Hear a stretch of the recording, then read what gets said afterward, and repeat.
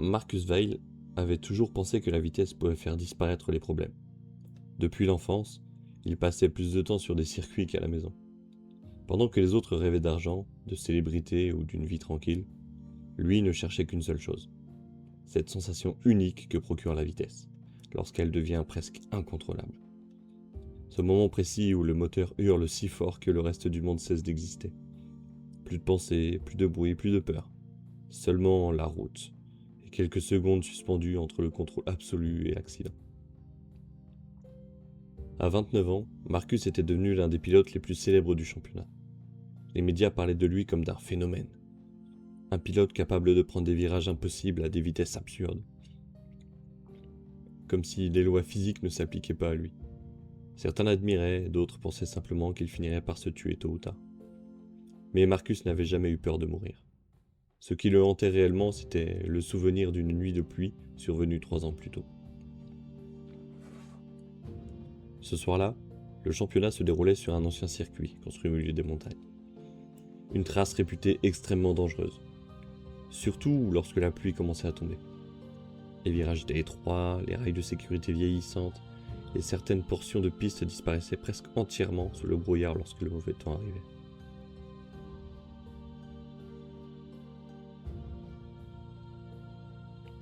Pourtant, malgré les conditions catastrophiques, la course avait été maintenue. Marcus se souvenait encore parfaitement du bruit métallique de l'accident. Le choc brutal, les pneus qui glissent, les étincelles sur l'asphalte détrempé, puis ce silence étrange qui avait envahi son casque juste après l'impact.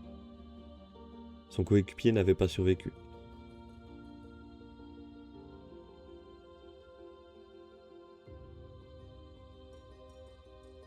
Les secours étaient arrivés rapidement, mais la violence de l'accident n'avait laissé aucune chance au pilote. Cette nuit-là, Marcus était resté assis pendant des heures dans le garage de l'équipe, incapable de prononcer un seul mot. Et depuis cet instant, quelque chose avait changé chez lui. Ceux qui le connaissaient remarquèrent rapidement qu'il n'était plus le même homme. Son regard semblait constamment ailleurs, comme s'il revivait encore l'accident chaque fois qu'il montait dans une voiture.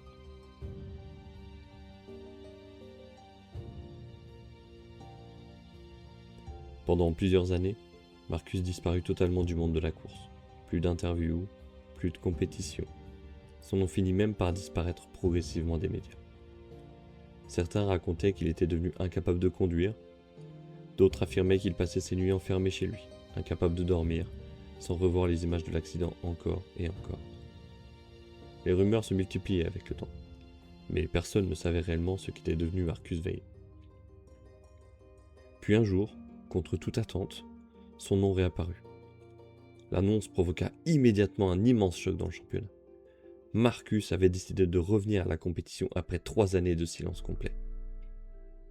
Mais ce qui inquiéta encore plus les journalistes et les autres pilotes, c'est qu'il avait choisi exactement le même circuit pour son retour. Le même tracé, le même dernier virage, le même endroit où son coéquipier avait perdu la vie. Lorsque Marcus arriva sur place, le ciel était déjà recouvert d'épais nuages noirs. Un vent froid soufflait violemment sur les paddocks, et les mécaniciens travaillaient dans une ambiance particulièrement silencieuse. L'air semblait lourd cette nuit-là. Comme si l'orage qui approchait ne concernait pas uniquement la météo.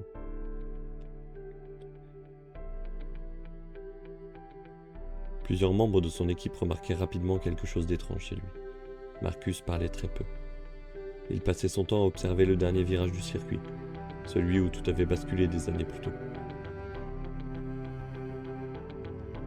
Comme si une partie de lui était restée bloquée à cet endroit précis. La pluie commençait à tomber quelques minutes avant le départ de la course. Une pluie fine, presque légère, puis de plus en plus dense, jusqu'à transformer totalement la piste. Les phares de voiture traversaient difficilement le brouillard, et l'eau commençait déjà à s'accumuler dans certains virages.